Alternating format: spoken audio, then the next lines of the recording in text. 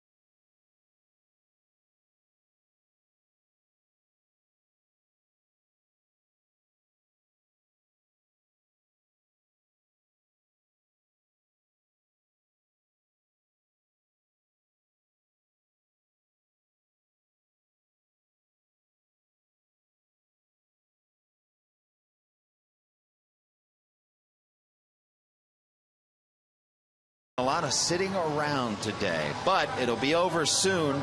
Scheduled 4:45 first pitch here. Final game of a 3-game set, Reds and Nationals here on Fox Sports Ohio. He's Jeff Pecoro, I'm Jim Day. A Reds Live Part 2 if you will. And the field conditions should be pretty good because it didn't have a downpour, so you didn't see those puddles that form in the outfield and on the track and stuff. So, and this field drains very well. The infield was covered the whole time. Outfield's going to be wet, but it's a very playable field out there. Yeah, Doug Galat and his staff do a fantastic job. It was covered the whole time, so no rain hit that infield. It should be in pristine condition. The outfield, as you said, will be wet. It won't affect a couple of guys out of the Reds bullpen because nothing affects him. We're talking Logan and Drusick, and of course Aroldis Chapman. They've been almost unhittable this year. For Logan and Drusick, 16 appearances, covering 14 2/3 innings. He's retired the first batter 14 of 16 times, a 0.00 earned run average. He's 2-0 with a save, and Chapman's been even better in 13 games. He's 3-0 through 17 2/3 innings. He is not allowed to run either. The Pen leads the National League in ERA at 241, strikeouts with 118, and opponent's batting average at 208. These two have really picked up the slack, and they're getting it done. And Logan Ondrusik, and Chris Welsh has talked about that. His velocity continues to go up. When he first came up, he was throwing 92. Man, he's in the mid-90s now, and 6'8", throwing downhill. In fact, that's what Dusty Baker. Yeah, that's what Dusty Baker calls him. He said, "Come on downhill," because everything that he pitches is straight downhill, and that's hard to hit as a hitter. Well, the Reds up the middle. Well, they got some brilliant defense. We know that Brandon Phillips brings that Gold Glove defense, and he's played with many shortstops in his career. But Zach Kozar, I think, is opening many eyes around baseball. They knew he was solid defensively. Weren't sure if he could make the spectacular play. I would say that's a spectacular play. That looks like Barry Larkin going deep in the hole. And then this, Brandon Phillips, as good as you'll ever see, especially in a pressure situation. That was bases loaded, 2 outs in a tie ball game, and he had the courage, the guts, and the confidence to make that play, and they continue to turn double plays. Kozar and Phillips up the middle. You can't beat that combination. And you know what? That is almost routine to him because Brandon Phillips practices those type of plays before the game. Before any of you fans get to come down to the ballpark, he's out there for hours on the field. They get out there around 2:30, 3 o'clock sometimes, and he practices throwing between his legs, throwing behind his back, throwing with his glove, the scoop passes that he throws to these guys because he wants to be in a game almost second nature to him. He learned that from watching guys like Omar Vizquel and the Ozzie Smiths of the world. He does it, and he's just as good. Brandon Phillips is a great bowler as well. And you're saying, or why are you bringing that up? He's thrown many 300 games. He bowls between his legs. He threw a 175. He was almost 200. Broke 200 bowling between his legs. So he's just a tremendous athlete. Bronson Arroyo's going to go to the hill. Righty on the hill, trying to salvage something out of this 3-game set. And there he is getting ready. We'll be back after this.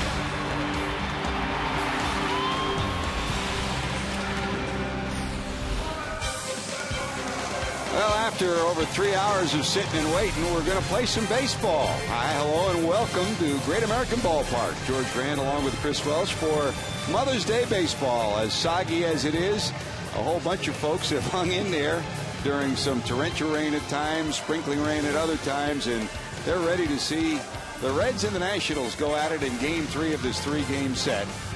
Dusty Baker and the Reds trying to end the brief 3-game homestand with a victory before they continue a 20-game and 20-day stretch and head to the road down to Atlanta. And the Nationals are trying to win another one and head home on their own right. Let's check the starting lineup for Davey Johnson and the Washington Nationals, who's come in 19-12 with a half-game lead in the National League East.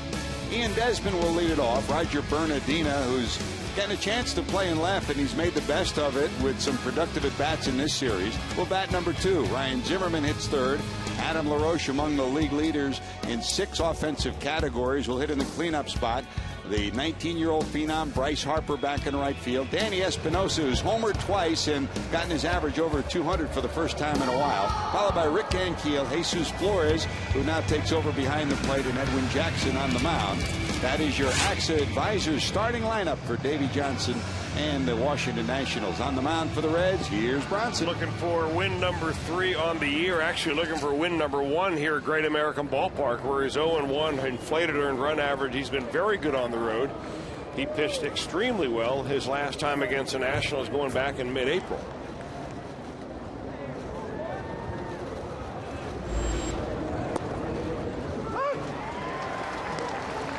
A looping breaking ball drops in there for strike number 1 as Ian Desmond steps in. 3 hits in the series and even 300 for the series. Got his average up over 250. The 257. Got some power, got some speed. Takes it down and away, says home plate umpire Marty Foster. Foster behind the plate. Tim Timmons over at first. Jeff Kellogg, your umpire, at second. And Eric Cooper, the umpire, at third. Bronson trying to win his third. He comes in 2-1 with an ERA that has been dropping as he has pitched well for the Reds. And Chris, I guess on a day when you have a 3-hour and 36-minute rain delay, of all the Reds pitchers, this is the guy that can handle it better than anybody. You're probably right about that. I mean, he's probably an expert at hanging out, but also he's an expert at being able to focus his energy and hanging and making sure that he doesn't expend that energy mentally anyway, because that's where you get tired during a rain delay. Not physically, but you're emotionally spent if you worry about whether the rain's going to stop, when you're going to start the game, what the window opportunity is. Are we going to be delayed? Am I going to pitch in Atlanta tomorrow instead of pitching against the Nationals today? All those things go through your mind, but I think Bronson Arroyo has a way to keep it simple. You know he likes to pitch at night more than the day. He almost ended up with a night game tonight. 3.5-hour rain delay almost got us there. Here's the 1-2. Into right. Back goes Bruce, reaching up. Got it. Post pattern for Jay Bruce. He hauls it in. Let's check your forward defensive alignment for the Reds. The Reds have some Gold Glove caliber in the outfield. Chris Heisey will get the start over in left. Drew Stubbs in center. Jay Bruce over in right. Todd Frazier for Scott Rowland, who's on the disabled list with his recurring shoulder difficulties. Valdez will get the start at short as Zach Kozart gets the afternoon-evening off. Phillips and Votto, Gold Gloves on the right. And Ryan Hannigan back behind the plate catching Bronson Arroyo. That's your forward defensive alignment. The Reds third in the league defensively. They've committed only 17 miscues. Arroyo, can he get it there in time? No, it'll be a base hit. But Bernardina has tried it twice in the series, and he finally makes it work. On the slippery grass, Bronson can't catch up to it. It goes as a base hit, and it's 1 out and 1 on. It's a great weapon right there. Remember, Bronson Arroyo, the reigning Gold Glove Award winner among pitchers, and he gets off the mound as well as anybody. But he's got to be able to scoop or field and scoop at the same time right there, and that ball was just hit a little bit too hard, which really makes it a perfect bunt. Great slow-mo look at that. Performance Honda brings us that one.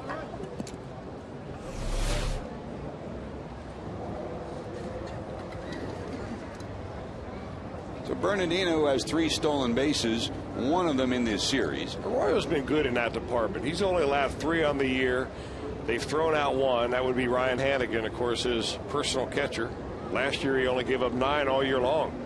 And Hannigan, as usual, over 40%. He's thrown out 43% of those that have tried to steal against the Reds. Well, he's working this year. Hannigan is with with guys that have had a pretty good run of it. That with the exception of Matt Latos. Latos still big guy, long delivery, a little bit more delivery to the plate. But Cueto and Arroyo, these other guys that he catches consistently, they are very tough to get good leads and run on. Hey, Chris, the philosophy of this game, we wait 3 hours and 36 minutes. And there still is rain in the area, so you figure both Dusty Baker and Davey Johnson want to get on the board early. Well, they do, yeah. I'm not so sure you play for a short game, but you want to get on the game early. You want to get on the board early because it's traditionally shown that whoever scores first usually ends up winning. The you go hope back is to 1900, it's remarkable how the team that scores first has the upper hand almost all the time. Jesse Jackson, how was it in 1900? It was, huh? Jesse's been here that long, hasn't he? Sometimes he acts like it. 1 ball to the third baseman, Ryan Zimmerman. Maybe longer than that with all the artifacts from Pompeii that he has in his trunk. Jim Day keeps him supplied. Big lead down there for Bernardino. Even bigger now. And maybe expect him to go in this at bat somewhere. Zimmerman in at 247. Of all the batters in this lineup, he's had the best overall success. 346 against Bronson, 9 for 26 in his career. Ryan bothered again by a series of injuries. That's the only thing that sidetracked him from being exceptional game in and game out. Most recent injury, a strained right shoulder, back off the disabled list this past week. Solid player, good leader. That becomes even more critical for this Nationals club with all the injuries that they've had. Most recent to go out, Jason Worth, their right fielder. They helped to get Michael Morse back. He'll be playing left field instead of first base when he does come back, but they hope to get him back at least a DH against the American League teams next month. 1 ball, 2 strikes.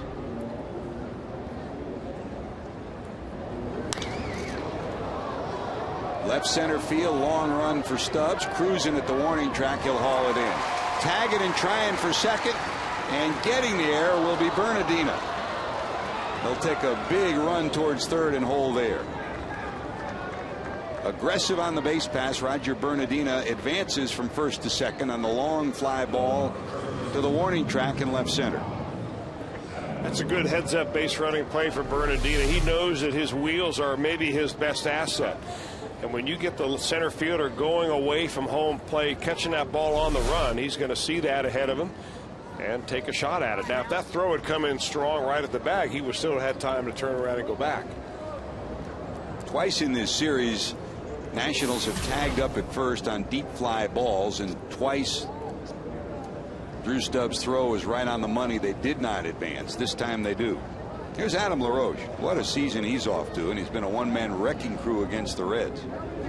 333 overall, 6 homers, 23 knocked in. That equates to being in the top 10 in average runs batted in. He's in the top 10 in walks too. A guy who spent most of last year on the shelf with a torn labrum in his shoulder. Happy to be healthy.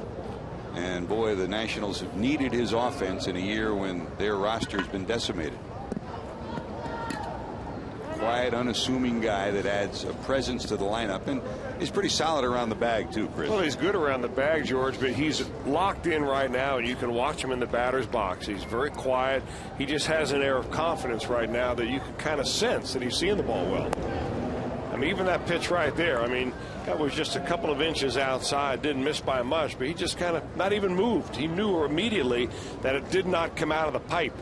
Although against Arroyo, he's not done so well in his career.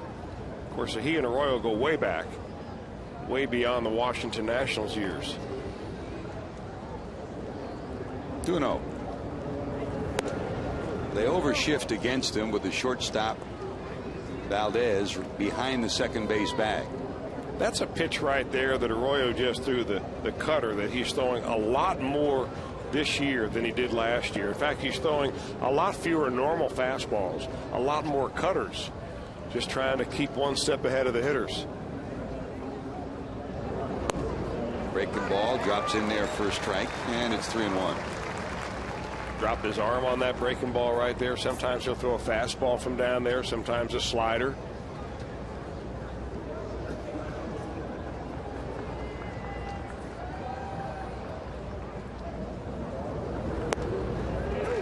Battles back to a full count, 3-2. Backdoor breaking ball. Nice pitch there. You say it about some pitchers, and this guy's probably at the top of the list. He'll pitch backwards. When you expect a fastball, they'll give you a breaking ball. Not afraid to throw any pitch at any time, or for that matter, from any angle. Well, it gives hope to kids that don't throw hard. I mean, if you top out in the mid-80s nowadays, you may not have a hard time getting signed. But here he is winning big league games.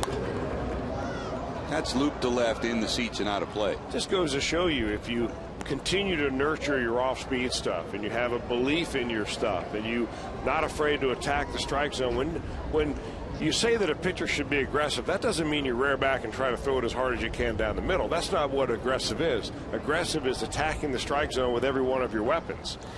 And for Bronson Arroyo, that's at least 5 different pitches.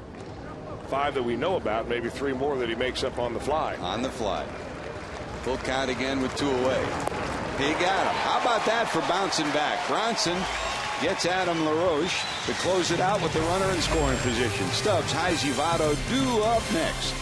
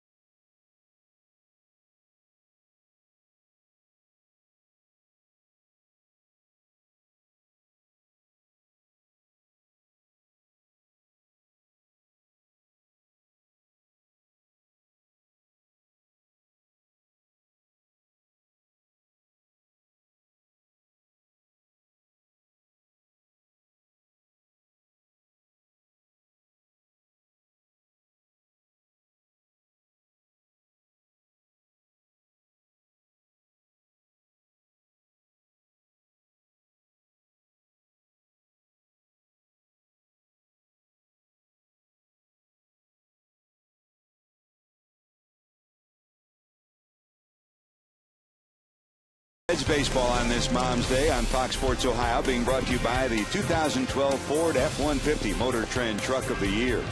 By Cincinnati USA. Let us be your travel guide to Cincinnati USA. Visit CincinnatiUSA.com. And by Skyline. Game time is Skyline time. Stop by your favorite Skyline chili today. Now, rain or no rain, the concession stands were busy today here at Great American Ballpark. And now they're finally going to get a chance to see some baseball. Let's check our AXA Advisors starting lineup for Dusty Baker and the Reds. Drew Stubbs back in the leadoff spot with Zach Cozart getting the start of this one off. Heisey in the number 2 spot, followed by Joey Votto. Brandon Phillips, Jay Bruce will hit behind him. Frazier back at 3rd. Hannigan behind the plate hits in the 7th spot. Wilson Valdez, the shortstop, will hit 8th, and Bronson Arroyo, good hitting pitcher in the number 9 spot. Reds have seen this guy's act before. Edwin Jackson is tough. Well, he's been all over the place. This right-hander has been around a lot, even though he's only 28 years old. He broke in with the Dodgers. In 2008, he's been with the Tampa Bay Rays, Detroit, Arizona, a couple of years with the White Sox. Last year, split time with the White Sox and the St. Louis Cardinals. That's where the Reds saw him most of all last year. And they didn't like what they saw this year. He went 9 innings of 1 and pitched maybe the best game that we've seen yet pitched against the Reds. A complete game victory. There's a breaking ball down and away, swing and a miss for a strike, and it's 1-2. 3 years with the Dodgers, 3 years with Tampa Bay, then brief stops with Detroit, Arizona, the White Sox, and of course he made it to the postseason with the Cardinals last year. 1 ball, 2 strikes to Drew's in at 248. And Chris, all winter long, you wondered where some of the names that were free agents would wind up, and this guy was one of the last to sign. Edwin Jackson didn't sign till February with Washington. 1 hopper down to 2nd. Stubbs retired, 1 away. Here's your four defensive alignment for the Washington Nationals. The Reds come in third in the league defensively. The Nationals are sixth with 20 miscues. Bernardina, Ankiel, and Harper in the outfield. Ankiel and Harper, brilliant arms. Zimmerman, Gold Glove caliber at third. Desmond and Espinosa, very athletic at the double play combo. And good soft hands over at first with Adam LaRoche. Jesus Flores takes over behind the plate in your four defensive alignment. Wilson Ramos, injured yesterday. If you weren't with us, he twisted his knee, his right knee. It turned out to be an ACL tear. He is gone for the season. That's too bad. It sure is. He's a fine young man. He's worked so hard after coming from Minnesota over here, getting a chance to start. And we wish him only the best and a quick recovery. What that means as far as the Reds are concerned is that Jesus Flores probably is a better catch and throw guy. Very solid behind the plate. So the running game can be better controlled with this guy behind the plate. Jesus Flores has thrown out 3 of 5 on the season. Here's Chris. Heisey in at 212, no homers, 5 knocked in. Well, after the Reds won in 2010 and looked at 2011, what they had hoped for was offensive output from left field and third base, and they're still looking for it in 2012. Swing and a miss in the dirt. They'll throw down to first. Heisey retired. So strikeout number 1 on the 2-3 putout. And Chris, I think as we head towards the second third of the season, the Reds are still looking for somebody to step up offensively in left, and they're looking for some offense from third. Well, you know, and either one of those positions, I think the Reds at the very beginning of the year figured that they had their cleanup hitter there. They thought that maybe Ryan Ludwig or Scott Rowland would be able to grow into it. Maybe Chris Heisey. Dusty Baker's always been a believer of trying to break up the left-handers in the lineup. We talked about that the other night, George. And you know, some managers care about that, some don't. And when you only have 2 lefties on your team, like the Reds do, other than Mike Costanzo that they just got up from the minor leagues, that's a factor. Deep to left, going back, looking up. It's going to be gone. That's the way to get the Reds rolling after the 3.5-hour rain delay.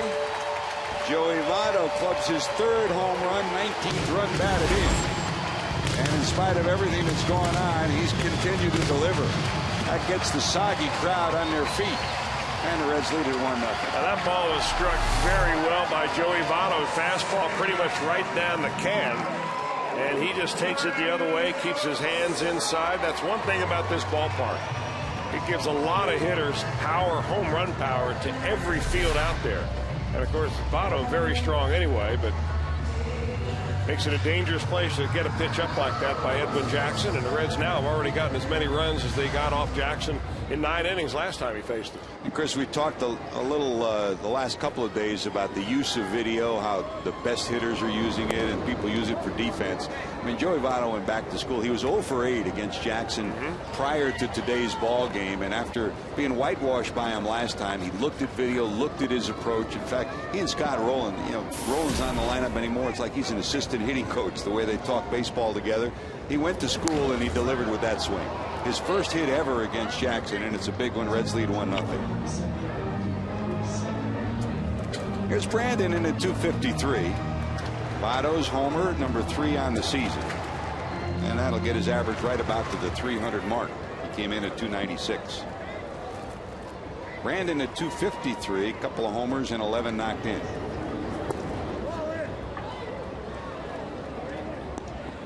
If you're just flipping around the dial and have come on line to see Reds baseball, wondering why we're in the first inning, we had a 3.5-hour rain delay. And the rain was not delayed for very long because it started again after the game started about 10 minutes ago.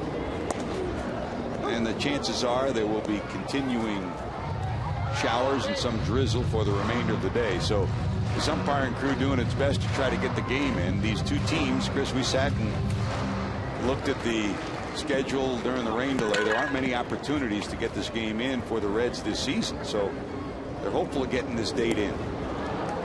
Swing and a miss, but the Reds put something on the board. Thanks to the first baseman, Joey Votto. He delivers. Bam. 1-0 Reds.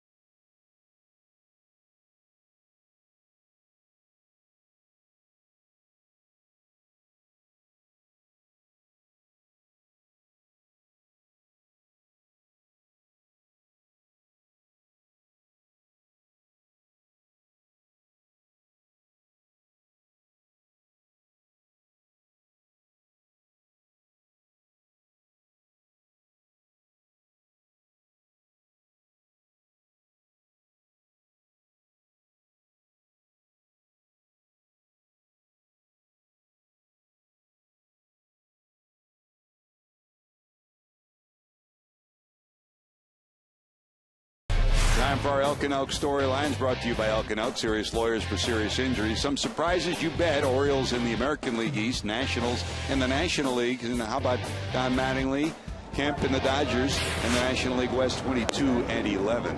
Our storylines brought to you by Elk and Elk, serious lawyers for serious injuries. Bronson back to the mound. We go to the second. Here's Bryce Harper in at 213. No homers, 3 knocked in. The 19-year-old slapped this one foul, and he's in a hole. That's the way it's been most of this series. The Reds pitchers have gotten ahead of him, mostly with breaking balls and pitches out of the zone, and have gotten them out with fastballs up and in. Well, the National guys think that he's just over swinging a little bit. Really, first time in his young major league career he's done that.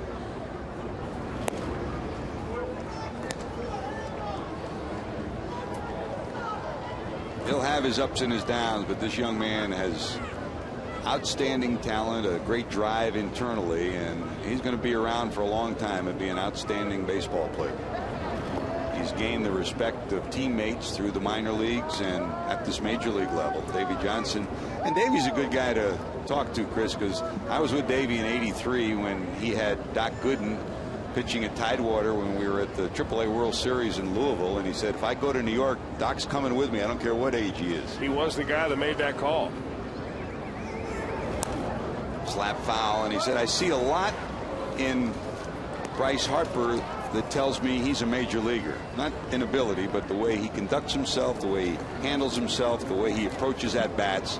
Davey's an offensive manager. He was an offensive player, and he looks for things that tip him that this kid can do it, and he believes in him. And of course, Bryce believes in himself too. Here's the 2-2. Line drive. There's his first base hit of the series. You can't go to sleep on him because he'll try to stretch it for 2.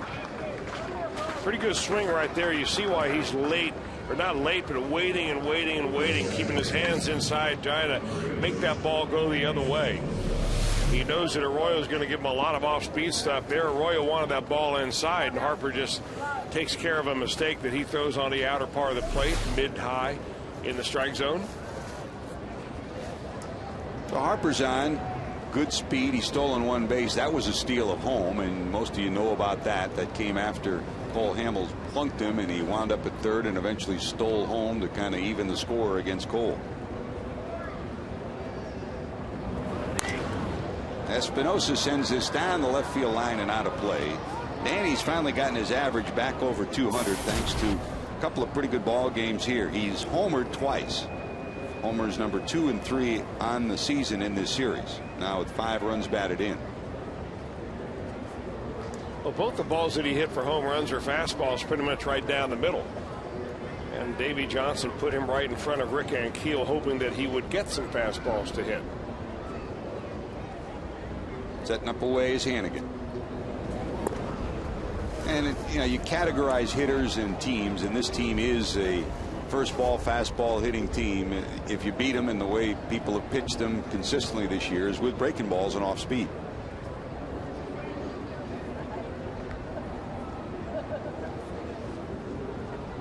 One ball, 1 strike.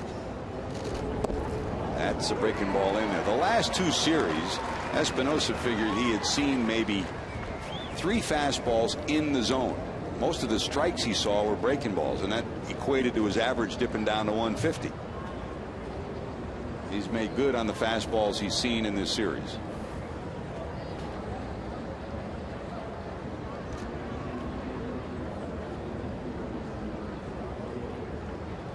Nobody out. Reds double play, depth middle of the infield. Harper short lead, not going. Swing and a miss from his heels. Tantalizingly at 72 miles an hour. Strikeout for Bronson, 1 away. A pretty good breaking ball. He gave him a steady diet of those, and he missed that one by a mile. He threw a sidearm breaking ball to get ahead of him. He threw the overhand breaking ball right there. That's the thing about Bronson Arroyo. He'll give you different arm angles and different pitches from each angle. Here's Ankiel in at 260, couple of homers, 7 knocked in.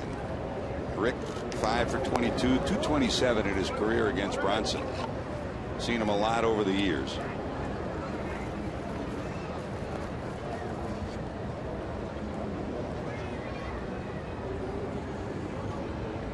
steps out, takes a look at Bo Porter down in the third base coach's box, and then steps back in. Trent Jewett, longtime minor league manager, won over 1,100 games as a minor league operative. Outstanding baseball man. He's the coach down at first for Washington. Just gets the hand in, does Harper. Now, the same thing we saw the other day when Johnny Cueto pitched against the Milwaukee Brewers. He gave him a B move on his first move over to first base, and then quickened it up with the A move and nearly got the runner picked. That shortened up Harper's lead a little bit there. Runner not going, pop back and out of play. And it's important for Arroyo to throw over a fair amount of time. I mean, if you saw our pregame show way back at 12:30 this afternoon. Was that yesterday? Yeah, it seems like it was, but we had a little ditty with Bronson Arroyo and how he holds runners on. And one of the main things he does, other than throw over, is he holds the ball varying amounts of time, trying to get the timing of the runner off. 0-2. And it's probably more important for Bronson Arroyo to concentrate on that than a lot of other pitchers, because he throws so many slow breaking balls up there. And by the time that ball, that slow 74-mile-an-hour curveball gets to the plate, sometimes it doesn't give your catcher much of a chance to throw a runner out. That's why he has to really concentrate on shortening up the leads.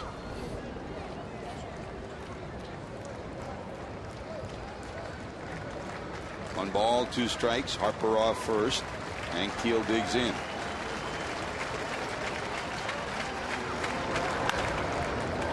Phillips can't get it under his glove. Rounding second, going to third will be Harper. It'll be first and third.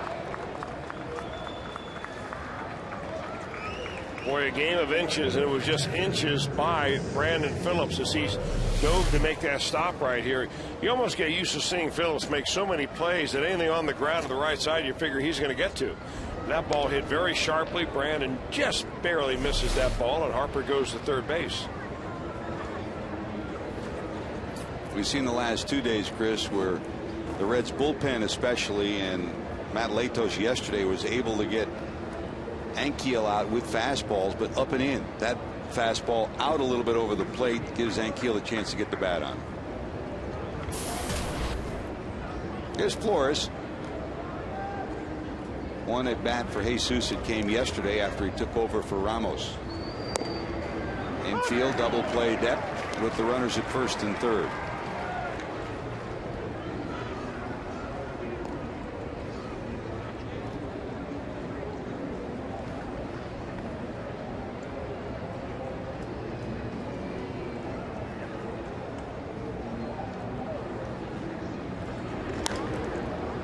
Slice to the right side, curving, and it'll be out of play. Here's the walking wounded report for Davey Johnson. You know all these guys. Michael Moore's who hit over 300 last year. When he comes back, he was the first baseman. When he comes back, he'll probably be in left. Jason Worth out for 12 weeks with the broken wrist. And Wilson Ramos torn ACL last night. Those are 3 of the major guys. But Brad Lidge is out. The closer Drew Storen is out. Mark DeRosa is out. And Chris, we talked to the national Chin-Ming Wan, who's down in the minor leagues, could come back and help in the second half of the season, but he's out as well. So Davies had to dance around his lineup in a similar fashion, the way Dusty's had to do with his bullpen, losing 3 major competitors out of the Reds bullpen. Well, right now it's the starting pitching that is keeping these Washington Nationals in first place. I mean, they're a ball club that just pitches and pitches and pitches, especially from the starting spot. 21 wins. They've won 3 in a row. Of course, 2 right here in Cincinnati after taking the last game against the Pittsburgh Pirates. 0-2 to Flores. Breaking ball just misses. When you say quality pitching, you hit the nail on the head, because they have had 26 quality starts in the 33 games they've had. 17 of the last 19. I mean, that's amazing. And the Reds all told about 18 quality starts and 26 out of 33. And dominant quality starts at times too. Here's the 1-2. In the air, left center field. That's going to stay in the park, but tagging and scoring easily will be Harper. And the throw will come into second. So a sacrifice fly from Flores. He'll pick up his 5th run batted in.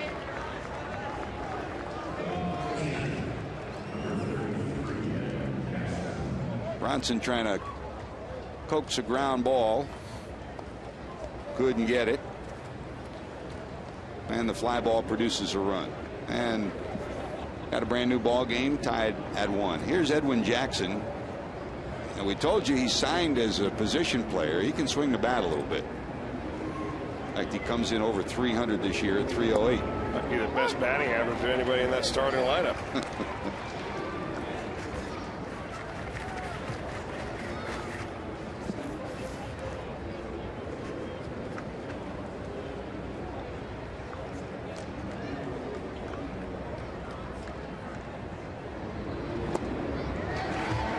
Tracks a little bit at 74 miles an hour, swing and a miss, and it's 0-2. Correct myself at second best, only behind Adam LaRoche. A little different though when you start dropping that old Uncle Charlie on him. The old equalizer.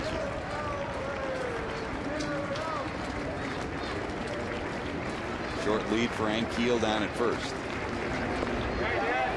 He went around, strikeout for Bronson. That's 3rd strikeout in 2 innings of work. Sacrifice fly knots this one up. Jay Bruce to the plate when we return.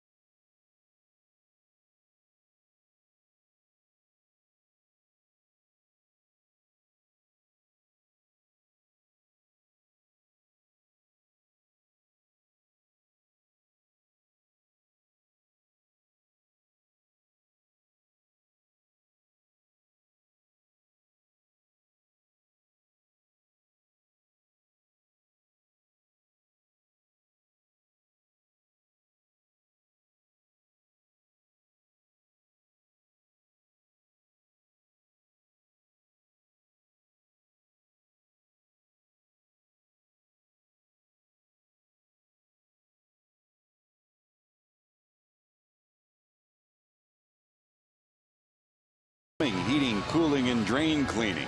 Our Channel 12 weather report for today. You know about what happened so far today. Some showers and heavy rain at times. Right now it's 61 degrees. Light rain falling, and we expect more of the same for the remaining hours of this ball game and the remaining hours of this Mother's Day. Be sure to tune in later today for all the latest in news with the folks at Channel 12, and they'll keep you up to date on what's happening for the rest of the week. Although it's supposed to warm up, should be a pretty nice week. The Reds won't get a taste of that. They'll be on the road.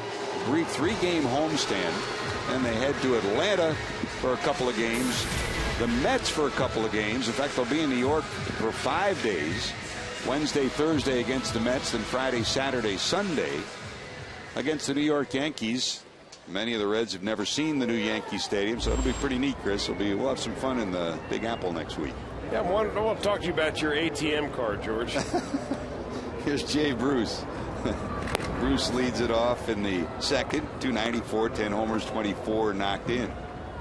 You been to the new stadium yet? Have not. Pretty impressive. Looks like it on TV. It's not a ballpark. It is a stadium. I understand. It's big. And it appears, Chris, Andy Pettit's pitching today, and it appears if the rotation goes the way you would expect, you don't know what's going to happen with weather, that the Reds may see him this coming weekend. Center field. Back at the edge of the warning track is Ankiel, and there's one away. A little on the end of the bat that time. Hey, cheer on your Cincinnati Reds when they take on the Colorado Rockies Friday, May the 25th at Great American Ballpark. Make sure you take advantage of the Reds. 4 for $48 ticket deal. It includes 4 view-level tickets, 4 Reds hats for only $48. Plus, stick around after the game for a post-game fireworks show presented by Orville Redenbacher. For tickets, call 513-381-REDS. Visit select Kroger locations or reds.com. That's Friday, May the 25th. Good to see Jim Tracy back in town. Trace, the manager of the Colorado Rockies. Here's Todd Frazier, and it figures he'll get most of the starts at third with Scott Rowland on the disabled list. Fastball in on the hands, 1-1. Todd in at 346. A homer and 3 knocked in.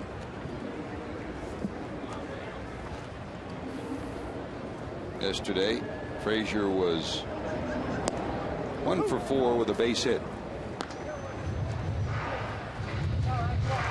Well, they got him out on strikeouts the first couple of times up. Jordan Zimmerman did really on all sliders. And that obviously is the report on Todd Frazier. Good fastball hitter, still trying to adjust to the breaking ball. And there you see back-to-back breaking balls there, a slow curve, and then he puts him away with a check swing or no check swing slider. It's kind of the same thing that the opposition has done with Chris Heisey. They know that both these young players good on the fastball. They turn on the heater. He gets his hands all ready to let it rip, but he just can't hold that bat back. And Heisey a victim of the breaking ball in the first inning, and Frazier a victim of the breaking ball here in the second. 3 strikeouts for Jackson. The Reds have been victimized twice, and in fact the Nationals have 3 straight games with over 10 strikeouts in a game. And it's been that way for the last week for the Reds. They've been taking a steady dose of punch-outs. In fact, with Jordan Zimmerman's 9 strikeouts in 7 innings last night, that is 18 times in 33 games that the Nationals have averaged 1 strikeout per inning. And that's, of course, the first that leads all of Major League Baseball. The Nationals starting pitching is #1 in the league with an ERA of 2.24. The Reds are 10th. And flip that, the Reds are the #1 bullpen in the National League with an ERA of 2.41, and the Nationals are 12th.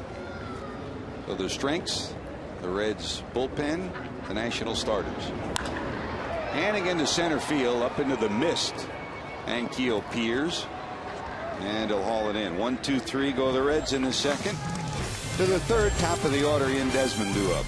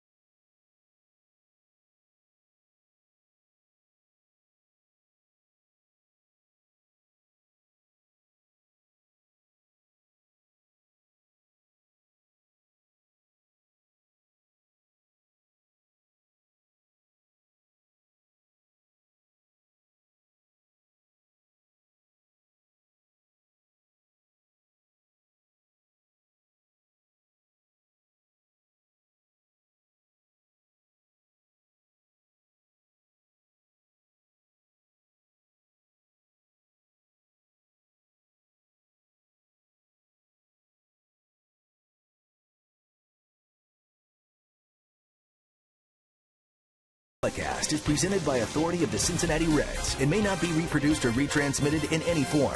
And the accounts and descriptions of this game may not be disseminated without the express written consent of the Cincinnati Reds. Hey, right now on FoxSportsOhio.com, Sam Amico says the Cavs will stay the course as they continue to rebuild their team. Plus, you can chat with Hall of Famer, the real McCoy, Hal McCoy, during tonight's game in our Game Connect feature. It's all on FoxSportsOhio.com. There's a rocket into the left field corner, 2 hops to the wall. Ian Desmond rounds first. He'll cruise into second with a 2-base hit. The Desmond, who lined to right first time up, hits a bullet against the wall and left. And the leadoff hitter's in scoring position here in the third. Well, he gets a first pitch breaking ball that really doesn't do a whole lot right there. Just kind of spins up there. And, you know, it doesn't really look like Arroyo today has a real sharp break on that curveball. That may have been a slider, actually, at around 77 miles an hour. His curveball is in the lower 70s, high 60s to 70s. So he just kind of spun that baby up there, kind of like a cement mixer. Second double of the series, 10th of the season. Here's Bernardino showing bunt. He bunted his way on for a base hit first time up.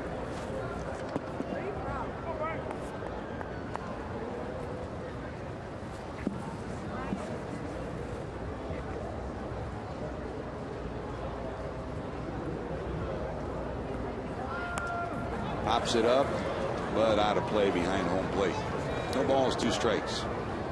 Funny, and Chris, you talked about it, you know, relative to pitchers. Sometimes bunting looks tougher than it is, and there are some players who look much more comfortable trying to bunt for a base hit than trying to bunt for a sacrifice. Bernardino is one of those. Well, for the first thing you have to do to be a good bunter is not be afraid of the baseball. You've got to get your head right down there near the bat, the point of contact. It makes it a lot easier to put the bat on the ball when your eyes are close to it.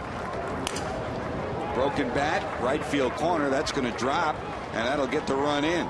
Bruce tracks it down, but it's going to be back-to-back 2-base hits. So Bronson again gets ahead of the count, but can't put a batter away, and Bernardino makes him pay. Roger Bernardino's had Bernardino's been one guy that has been like a sand spur in the boot of Bronson Arroyo ever since he pitched against him for the first time. He is now career, including that double, 7 for 9 against Arroyo.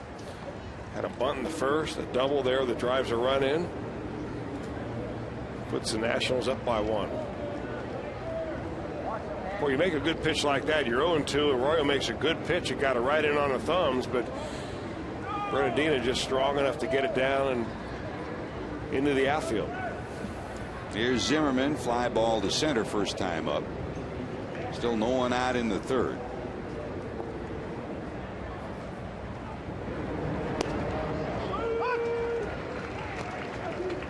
That breaking ball at 68 miles an hour drops in for strike 1.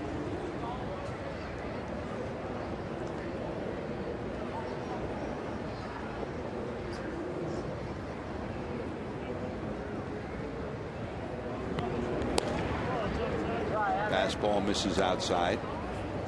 1-1 to another multi-year contracted player. The Reds, of course, signing Brandon Phillips to a 6-year deal, Joey Votto to a 10-year deal. Zimmerman signed a 6-year deal extension earlier this year.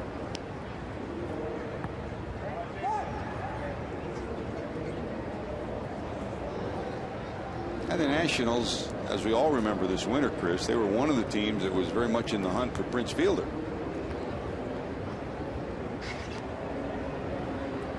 1 ball, 1 strike.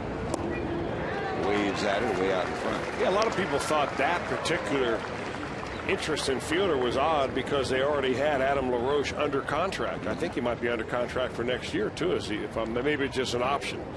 But they had him under contract, and they were still yet very interested in Prince Fielder. I think part of that to help their ball club, part of that to generate some fan interest.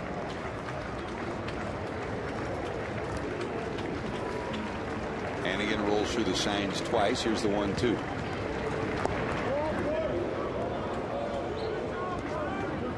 Bronson wanted that call, doesn't get it. We're even, 2 balls, 2 strikes.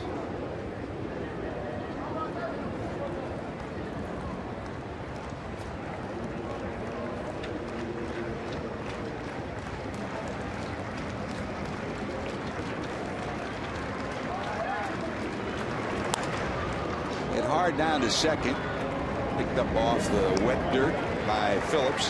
That'll get the runner over to third. So good job with no one out by Zimmerman to move the runner in up a base to third, and there's one away with a runner at third. Yeah, that's smart hitting by Zimmerman, but he also knows that Bronson Arroyo's best weapon against him is that breaking ball that's going to break away from him. So that's an easier pitch to go the other way. All you got to do is stay back and do it.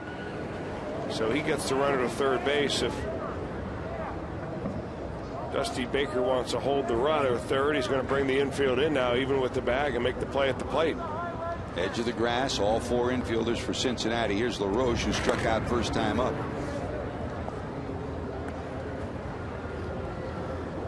The reality of today is the rain's not going to stop.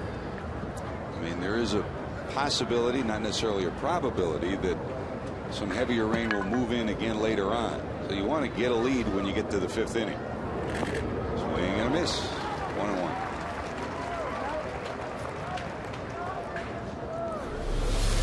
Took a big cut at a breaking ball that just kind of disappeared on him.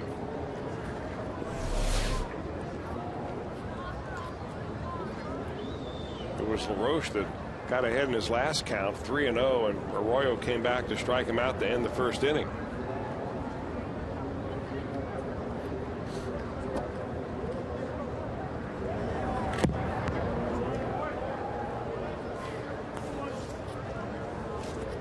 Missing wide, 2-1.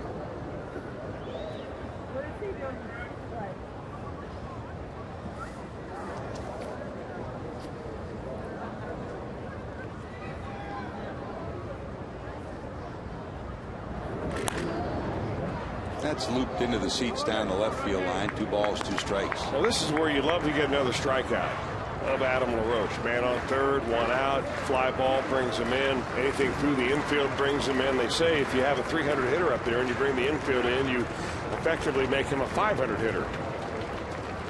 But Arroyo kind of pulled the string on him with a sidearm curveball the first time up to strike him out. See what trick Arroyo has in this at bat.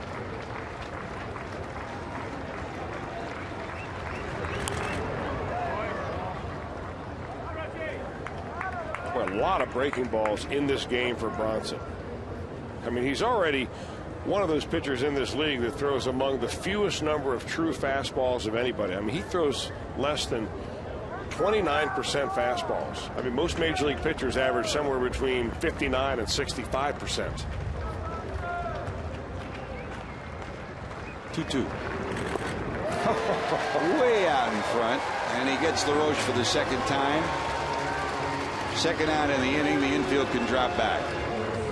It's like dropping the old moon ball on you in softball right here. How about a pitch sequence right here? First pitch, a changeup. Our Mazda look at that pitch by pitch. He misses with that breaking ball. He chases one downstairs. He got another changeup away that just barely misses. Then he fouls off a curveball, and then how about Bronson comes inside with a slider. Now the big old dewdrop in on the outside corner. You get him with spin, you get him with break, and you also get him with the change of speed. Here's Harper swinging at the first pitch into center field. This should end it. Stubbs has it. Damage done. Back-to-back doubles. Nationals take the lead. Bronson due up second when we return.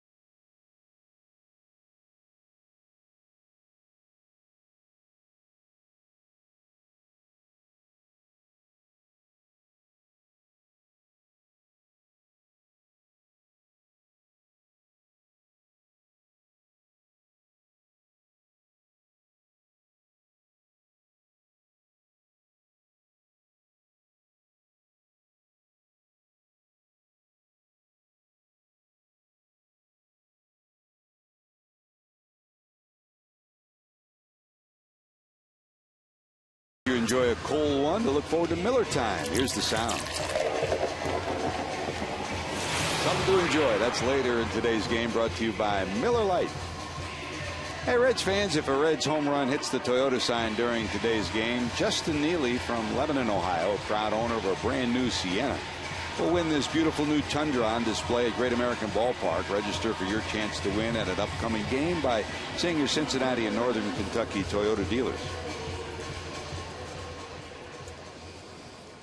Back-to-back doubles played a run. The Nationals have taken a 2-1 lead over the Reds. We head to the bottom of the third. Wilson Valdez, the pitcher Arroyo, then the top of the order, Drew Stubbs.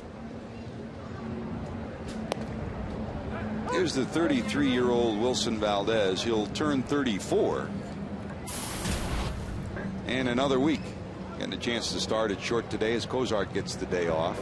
See those eyes peeking around to see where the third baseman and first baseman are. He'll swing away and not drop a bunt down. He's retired for the first out.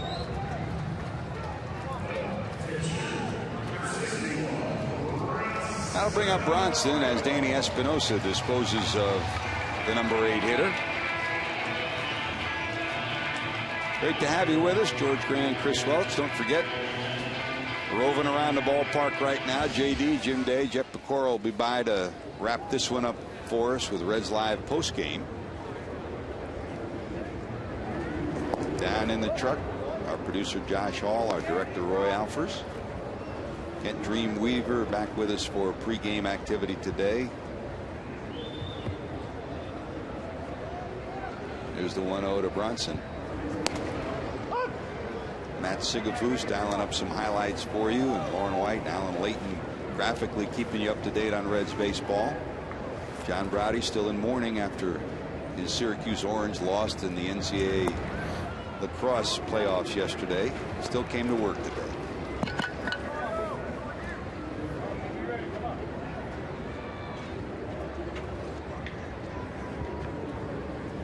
And Jesse Jackson, Chris, is dressed up about as nice as we'll ever see him from Mother's Day. Well, you're not kidding.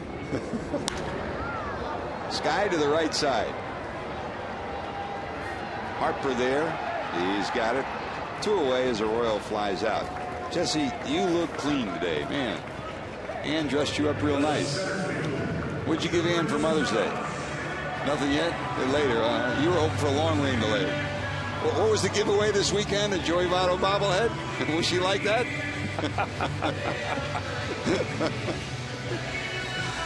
Joel Lucka back with us after his festive party for the kids yesterday. It's a Star Wars party, huh? A success? The house wasn't destroyed. 50-50.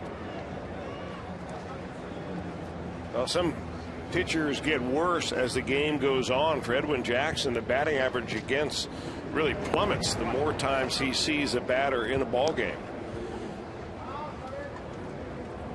As you saw by that graphic right there, the third time a hitter comes around, he's there batting only 105 against Jackson. Coming off a pretty good outing.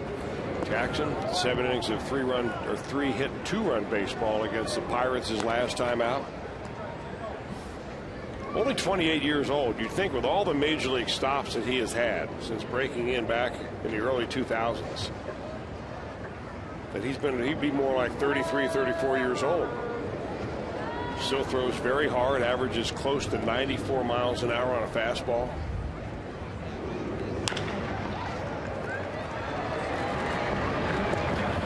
Zimmerman disposes of Stubbs, and the Reds, after the home run by Votto, Jackson has retired 7 straight. Reds trail at 2-1.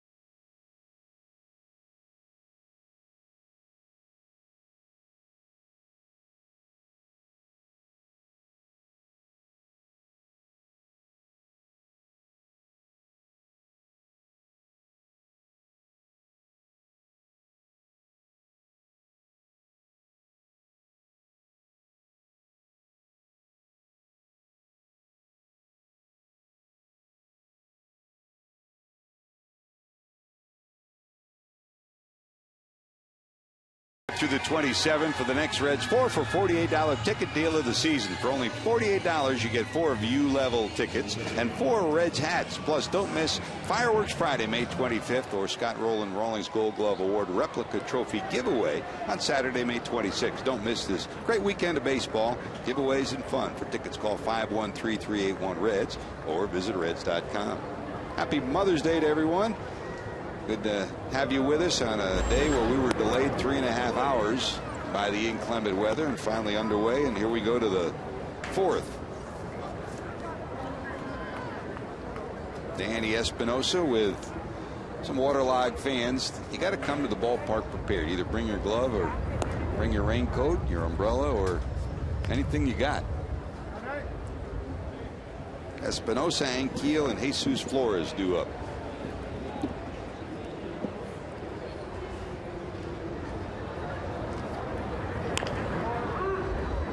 Bounce foul to the right side. 1 ball, 2 strikes to Espinosa, who struck out back in the second.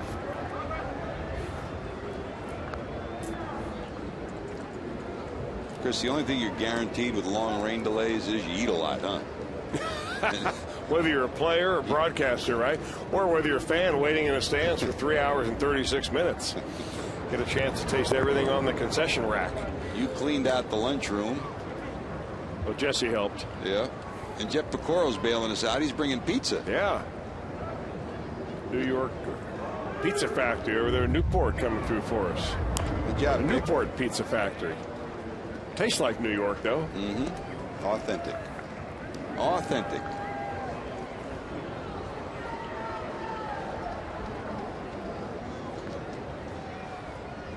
Well, 21 home runs for Espinosa last year. Got off to a slower start this year. Hit 2 in this series, though, and that's what they'd like to see him do a little more of, I'm sure, because even with 21 home runs last year, he hit only 236. Now, I think maybe that 21 home runs is probably his top end, so why swing harder rather than smarter? And he looked like he did right there, learned something from striking out the first time off of Arroyo. And sometimes being a good manager is about intelligence and about ability, but sometimes it's patience. I mean, Dusty Baker talks very often about being patient, getting players, whether they be pitchers or position players, through difficult times. And that's what Davey Johnson's just gone through with Espinosa, who struggled, got his average down under 200, and there's a bullet back through the middle, a base hit, and Ankiel has hit 2 balls right on the butt. He's 2 for 2, and there's runners at first and second, nobody out. Well, he got a ball up last time against Ankiel. That time that pitch looked like it was down but out over the plate. 86-mile-an-hour fastball, and it had pretty good sink on it, but it caught a lot of the plate, and Ankiel's a good low ball hitter anyway.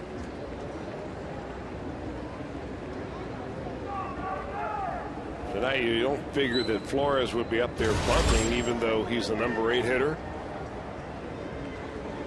He drove in a run last inning with a sacrifice fly, so I still would imagine that Davey Johnson will cut him loose with the pitcher on deck. A 2 on, nobody out.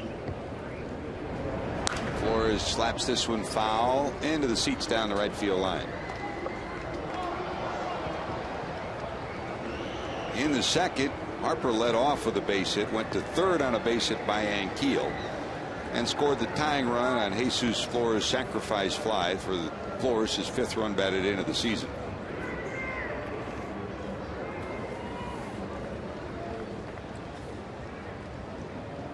Strike 1 delivery. Waves at it 0-2. Hey, come for the Reds, stay for more fun. Take a walk on the wild side and visit the Cincinnati Zoo and Botanical Garden. Make it a weekend getaway and book your stay at CincinnatiUSA.com. Honor of Mother's Day at the Botanical Garden. A swing and a miss. And Flores is disposed of. For Bronson Arroyo, that is strikeout number 5. Now, that was a key strikeout right there. You got first and second, nobody out. Flores just trying to get a base hit, maybe advance the runners one way or another. Now you got the pitcher spot up, so a good opportunity right here for Bronson Arroyo to pitch his way out of this jam. Infield looking for a bunt.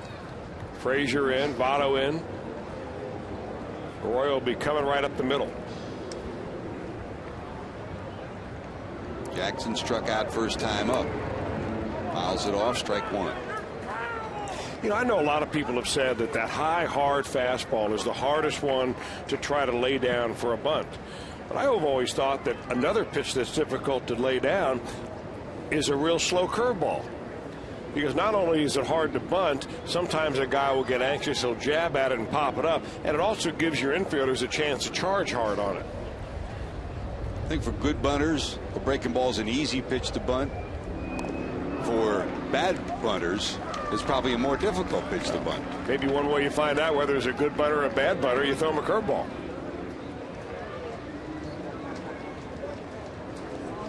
Oh, 2 right here. You know what might happen, and I've always thought that there's no downside to it, is that you turn around to fake bunt, you pull it back, you do a little butcher boy deal. So if you foul it off, it's a full swing strike. You don't strike out trying to bunt with a 2-strike count, but he'll do it anyway. 0-2, that's strike 3. So that's a gimme. I'm not really. That's a philosophy that I think is a flawed philosophy, to try to keep that bunt on. But I guess the downside of the butcher boy is that if you do pull it back and you hit a ground ball at somebody, you've got a double play. So at the very least, you have a strikeout and still have a life left in the inning if you're Davey Johnson. It's knowing your players, too. I think every place Bronson Arroyo has been, managers have been comfortable letting him do it because he's been able to execute with 2 strikes. Someone else, maybe no. Well, there's Desmond, line to right, double to left. The double to left in the 3rd was a leadoff hit, and he scored on a double by Bernardino. Popped up foul territory. Nice battle back. Back-to-back base hits by Espinosa and Anquillo, but Bronson gets out of trouble. Reds need some runs.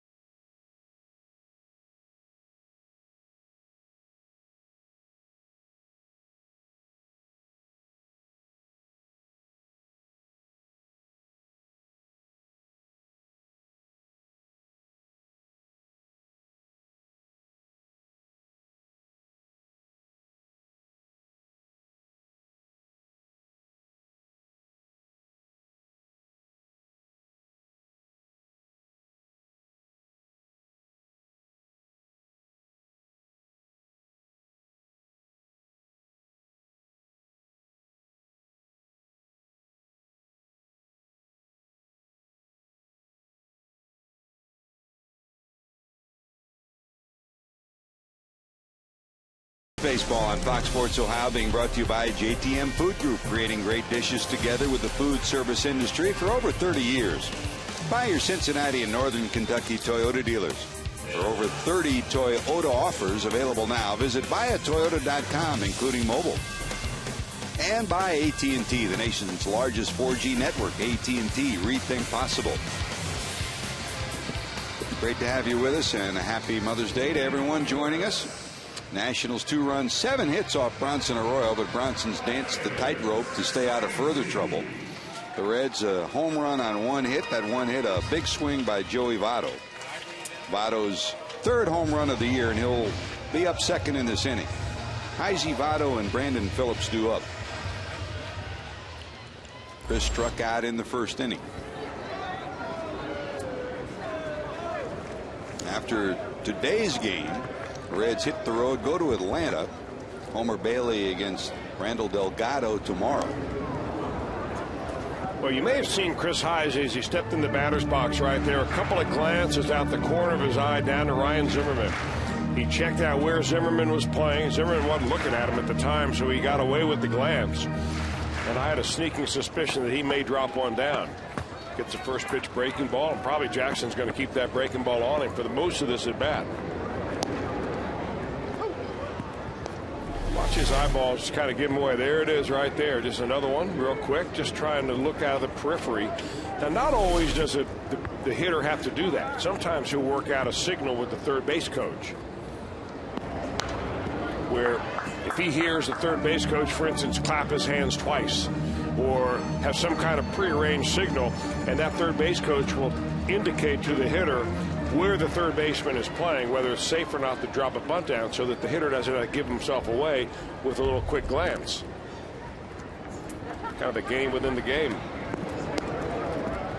I know where you got that line from. From you? Hondo. Oh, you're right about that. How many times do we hear him say that? Frank Howard. There's a game within the game. And a little vinegar. Yeah. Wheel that lumber.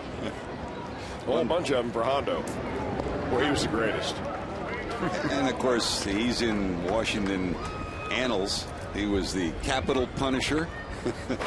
He had nicknames every place he went. The Bengal Bomber. What a great name, the Capital Punisher. Big-time home run hitter. And 6'8", about 300 pounds. Boy, he used to lay out some long home runs. He used to wipe out some post-game spreads, too, didn't he? Yeah. I remember Brinkman was his roommate when they first came up together, and they roomed together, and Hondo went up to him and said, what we'll do is we'll split it we'll split the room charges at the end of every road trip. And Brinker says, sure. And after a couple of stops, he realized that Hondo was eating 90% of the food, and he was paying half. 2 balls, 2 strikes. Broken bat to short. Desmond will get him by half a step. As he retired, one away. Here comes Joey Votto. And, you know, Chris, I mean, you had Frank Howard as a manager in San Diego, and maybe he wasn't the best manager, maybe he wasn't the best hitting coach, maybe he wasn't the best first base coach, but wherever he was, he made a team better, he made people better, and he got people to perform at the best of their ability. There's no doubt, no doubt. A huge man with a huge heart. You never really know what kind of manager he could have been, because I think everywhere he managed, George, he never really had a team that was on paper good enough to contend. He was always expected to polish something that really was never meant to shine in the first place. As they said, polish a turd. That was his word. I didn't know you were allowed to say that on cable. Here's Joey Votto. Votto delivered a 379-foot home run. His third of the year. That gave the Reds an early 1-0 lead. They trail now 2-1.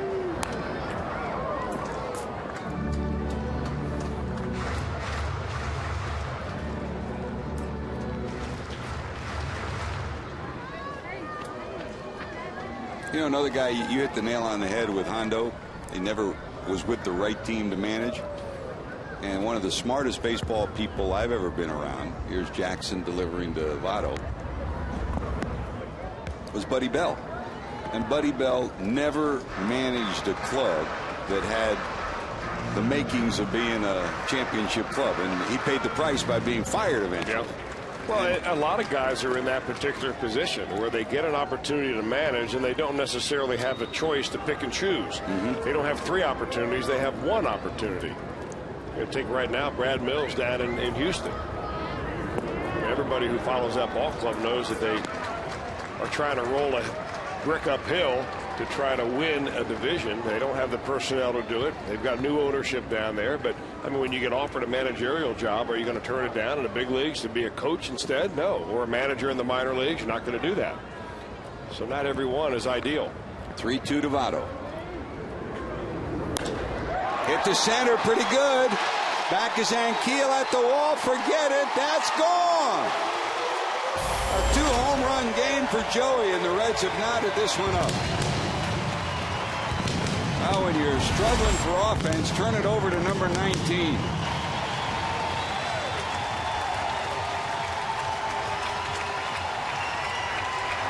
Well, some around the Reds ball club are beginning to get a little bit concerned about Joey Votto and a lack of power, but he shows today that he's tired of that stinking 0-8 that he had against Edwin Jackson coming into this ball game. He fixes that pronto with a home run to left, a long home run to center field. That one sounded great. That's a long distance special Mother's Day gift to his mom. And the Reds have tied it at 2. There's Brandon, looped down the right field line, curving. It'll go foul.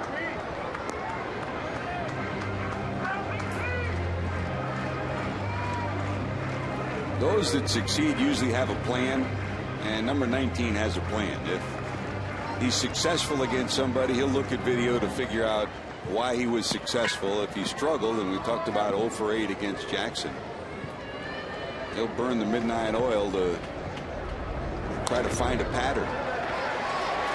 Under the glove of Desmond, Brandon is on. He's 1 for 2 after striking out first time up.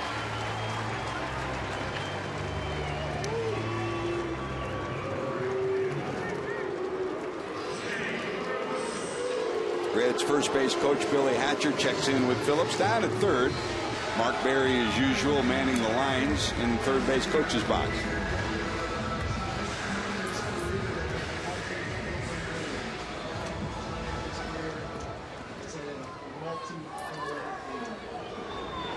There's Jay Bruce, fly to center first time up. Bruce, the Reds leader, with 10 home runs on the season. For Votto, he's got 2 today, 4 on the year, and for the 9th time in Joey's career, he's had a 2 home run game.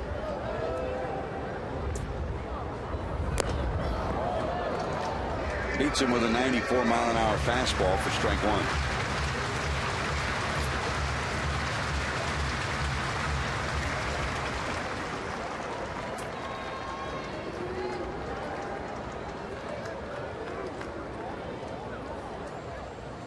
Jackson peers over at first as Phillips inches off the bag.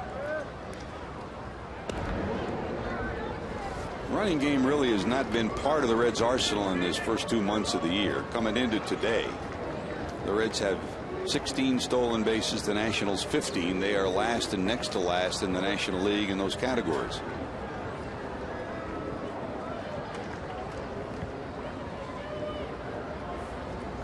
Brandon's stolen base capabilities cut short by the pulled hamstring, but he's finally feeling healthy. It's just been the last 5 or 6 days that he's felt strength back in the hamstring pulled leg.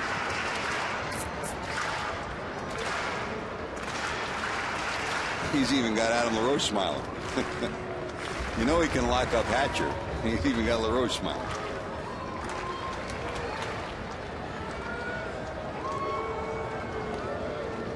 One ball, one strike.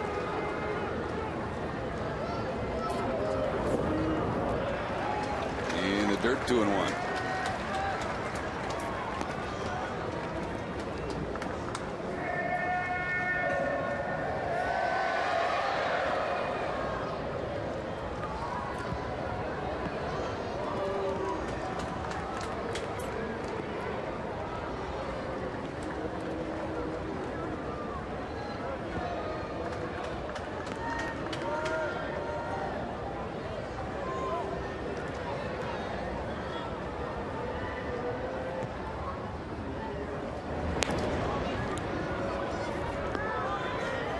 He doesn't have a long lead, but the way he's facing, it's kind of like the old Lance Johnson leadoff first, like he's a sprinter start going to second. I like the way Brandon goes back heads first, gets his hands full of dirt, and then wipes them off on LaRoche's jersey. Game's over. He's going to wonder why the spot on the jersey is where it came from. 2-1. Not going. Bounce to the right side. Espinosa will get one, and that's it. Good job by Phillips to low bridge Desmond. Good clean but hard slide by Brandon Phillips. Make sure that that double play is not going to be in order right there, and it really looks like it's going to be a tailor-made double play. 4-6-3, but you know, when you're a middle infield like Brandon Phillips, You don't want to go in there dirty because guys are going to come back after you. That was just a good, hard slide that wanted to make sure that he wasn't allowed to throw the ball to first base. Desmond, that is. So the Reds still alive with a base runner with 2 outs, and here's Frazier, struck out first time up.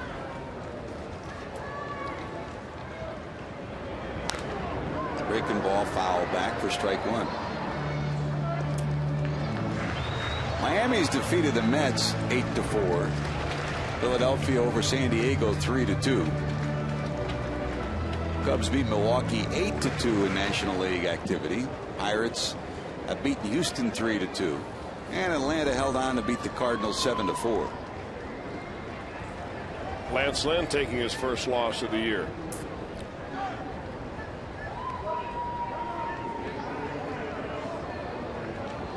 In the 7th inning, Giants lead Arizona 6-3. In the 5th, the Dodgers lead Colorado 5-4. Reds, of course, will head to Atlanta. The Braves are in St. Louis. They'll head home tonight, and the Reds will head down to Atlanta for a 2-game series.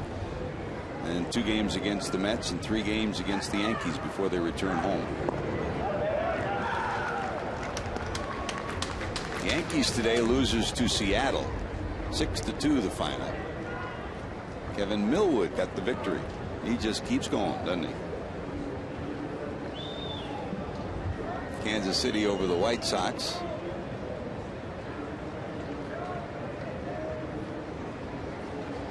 Nine to 1 the final. Toronto losing to Minnesota 4-3. That's bang foul. And the Red Sox beat the Indians the final 12-1. Still underway. Detroit leads Oakland 2-1. They're in the 6th inning. And tonight, Los Angeles Angels of Anaheim against Texas.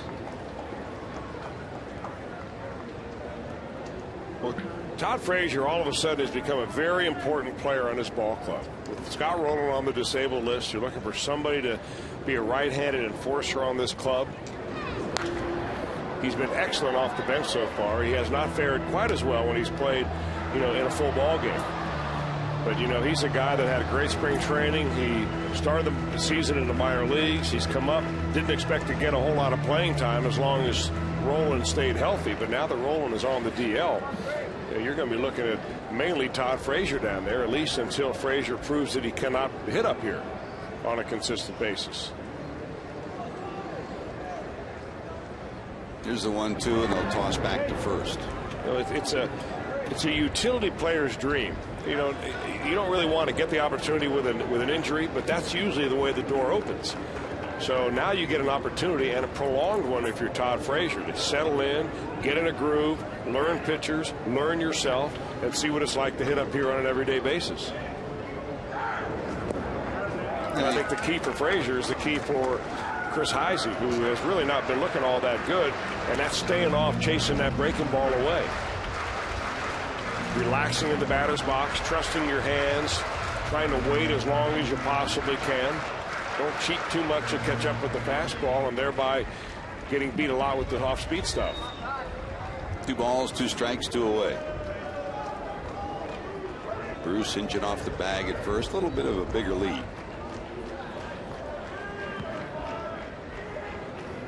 Going. Line towards the alley. But getting there will be Harper. Good first step by Bryce Harper to cut off a potential 2-bagger. But the Reds do some business. Joey Votto, 9th time in his career. First time up, 379 feet worth of homer. Second time up, a big bomb to center field. We're tied at 2.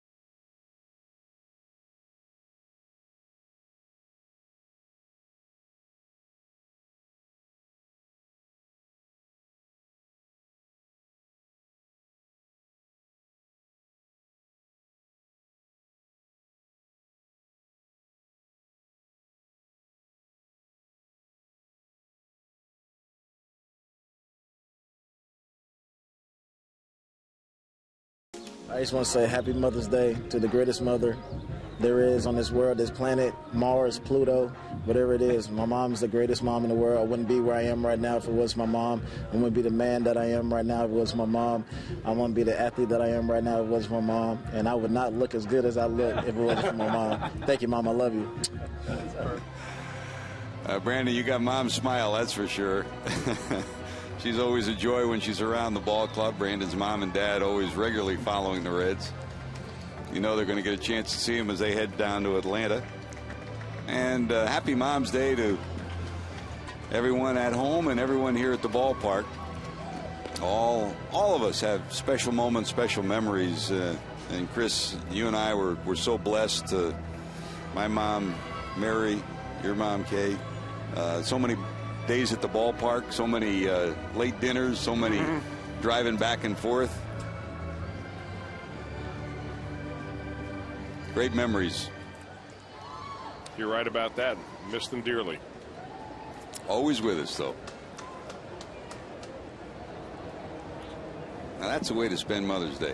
Two-fisted action, double-barreled. Family enjoying baseball. Some mothers might disagree. Hey, that's a real baseball mom to sit through 3.5 hours of rain delay. They ought to be awarding some Baseball Moms of the Year awards today. Here's Bernardina, reached on a bunt hit and doubled in a run, 2 for 2. Got in on him a little bit. That'll be a pop-up to Joey. Got it, and there's one away. Bernardina retired for the first time today. Join Fox Sports Ohio and outfielder Drew Stubbs, Reds Live co-host JD, Jim Day, and the Fox Sports Ohio girls on June 7th as part of Fox Sports Ohio's Lunch Bunch. You can go to Facebook.com/Fox Sports Ohio girls for your chance to win a seat at the luncheon and a 46-inch HD TV. The Fox Sports Ohio Lunch Bunch presented by Cincinnati Bell.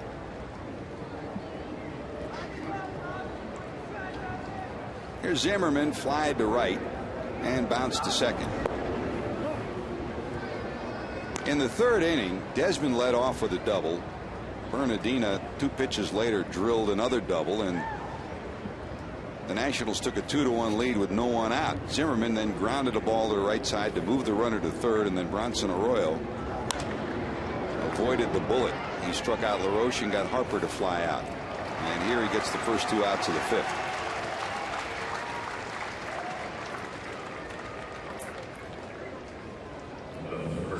Best fastball of the night or afternoon so far for Bronson Arroyo, at least from the standpoint of velocity right there.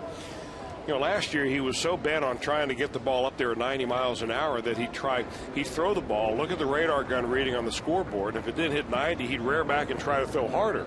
And in the process, he'd lose location, he'd lose a little bit of movement, and he started getting whacked all over the ballpark to the tune of 46 bombs hit against him. This year, I think that what he's done is realized he doesn't have to throw 90 miles an hour. He just has to get hitters out. So he's throwing a lot more cutters than he ever has. Those cutters come in at 83, 84 miles an hour. His fastball usually 86 to 88 max this year. But he still has that arsenal of all sorts of different curveballs that he'll drop on you. And he's off to a tremendous year. The biggest thing for Arroyo between last year and this year is the ratio of strikeouts to bases on balls. Last year he only had about 2 strikeouts for every base on ball. This year he almost had 7 strikeouts per bases on balls. Ahead of LaRoche again, 0-2. He has struck him out twice. And that ratio of almost 7-1 is number 1 in baseball. So you wouldn't think that out of Bronson Arroyo, but that just goes to show you what throwing strikes will do. And mixing speeds.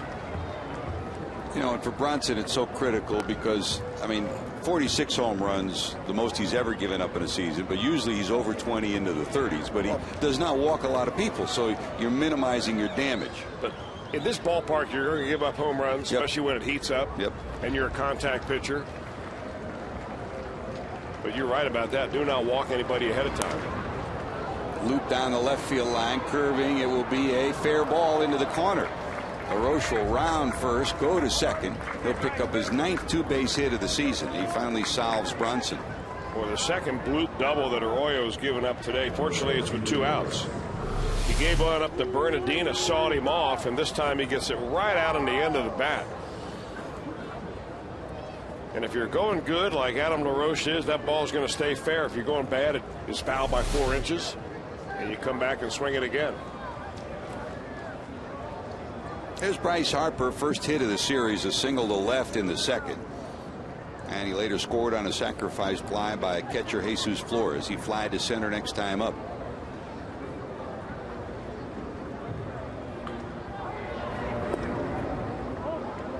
And after watching Bryce Harper as a member of our USA Baseball, our national team, and watching him here, Chris, you can see the energy, the excitement that he can bring to a ball club.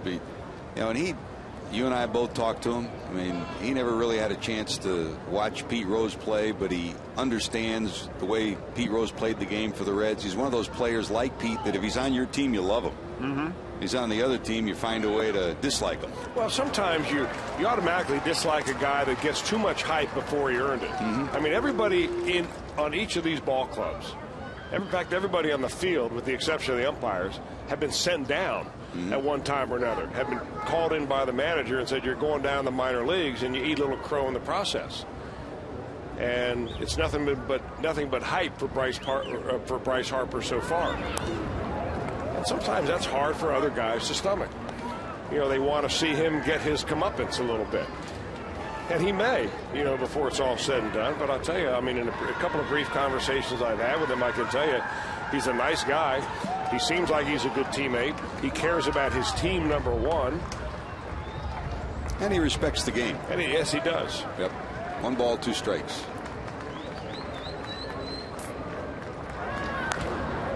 Wide of third, backhanded. There'll be no throw as Harper will beat the throw to first, so an infield hit for Bryce Harper. Well, that's the other thing about Harper's game that people don't really know about. He's got a great arm from right field. He's got tremendous power if you ever watched him in batting practice. But he also has good speed. So a slower runner may be a possible out. Cozart might have thrown that ball. Wilson Valdez decided against it. So first and third with 2 outs now after 2 quick outs. Nationals have a threat looming, and here's Danny Espinosa.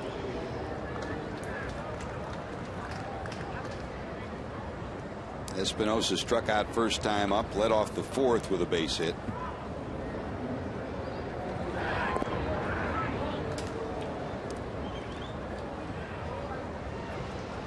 Four of the 5 innings, the leadoff hitter's been on for Bronson, so he's worked a lot out of the stretch in this ball game.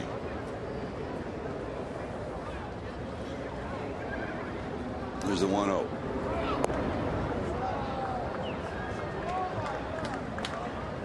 Well, last year, everybody knows that Drew Stubbs led the National League in strikeouts at 205. Ryan Howard of the Phillies second with 172. But the guy in the batter's box right now was number 3. Danny Espinosa had 166 of them. And he's not striking out in this series. He'll deliver again. They'll send this into the corner. Harper's going to be sent from third, and he will score easily. Bryce Harper scores all the way from first on another run scoring hit from Danny Espinosa. Espinosa 2 for 3 today. Home runs on each of the last 2 ball games against the Reds.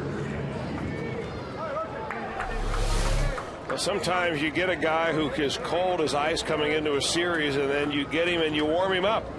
And that's really what the Reds have done with Danny Espinosa. That's a changeup on a 2-0 count, but he elevates it about thigh high, and Espinosa's got plenty of reach to get out there, get it, hook it into the corner. That one hurts. So for Espinosa, his 6th and 7th runs batted in of the season, and of those 7, 4 of them have come against the Reds. Boy, he had 2 quick outs, and then that little bloop double by LaRoche, and Harper gets an infield hit, so neither of those balls are hit very well. And all of a sudden you get up there and give up a double. A couple of runs have come in, and now your inning is all spoiled. 4 runs, 10 hits for the Nationals. 2 runs, 3 hits for the Reds. Joey Votto's going to have to go to work again.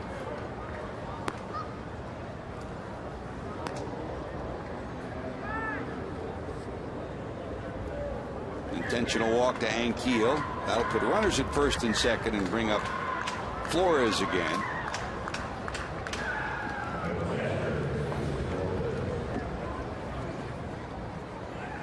Dusty knows the pitching staff that he's facing. I mean, coming into this series, he had a full dose of the Nationals when Washington took 3 of 4 against the Reds in Washington. Well, he knows the pitching staff he's facing, but he also knows the reality that the Reds aren't exactly swinging the bats all that hot right now. And you can't allow too many more runs in this ball game and expect to come back on Edwin Jackson. Nationals have 10 hits right now. The Reds have 3. Ball 1 to Flores, whose sacrifice fly tied the game in the second. Then he struck out in the 4th. It was a bullpen game last night with Latos going only 5. So, you know, Dusty wants Arroyo to go at least to 7 right here.